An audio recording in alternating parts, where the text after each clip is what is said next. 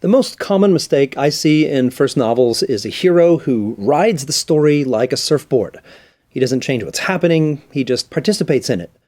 Well, surfing is probably fun in real life, I've never done it, but story surfing is boring. I applaud writers who realize the importance of conflict early in their careers. The fact you're even trying to make life difficult for your main character by throwing hard situations at him is commendable. Stories that don't push against the hero aren't engaging at all. But if it's always the story that's doing the pushing, something is wrong. Sometimes your hero needs to push back. He can't be playing defense the whole time, he also needs to go on the offensive.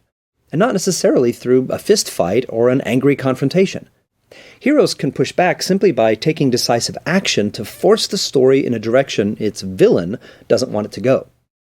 Trust me, no matter how likable your hero is, at some point he has to knock over a table, or stand up to his boss, or walk out of the big meeting. Even Jimmy Stewart's Boy Scout character in Mr. Smith Goes to Washington does more than just draw a line in the sand. Smith starts punching journalists, and when he does that, the journalists punch back. Of course they do.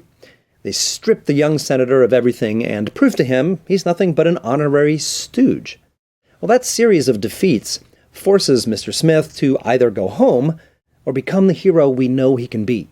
And you know what happens next if you've seen the movie. Smith stands up to Congress by way of a private filibuster. One man against the government, David versus Goliath. And the point is this: great stories don't happen to lifeless characters. Instead, great characters happen to stories. When Goliath is pushing everyone around, the real hero is the one who pushes back.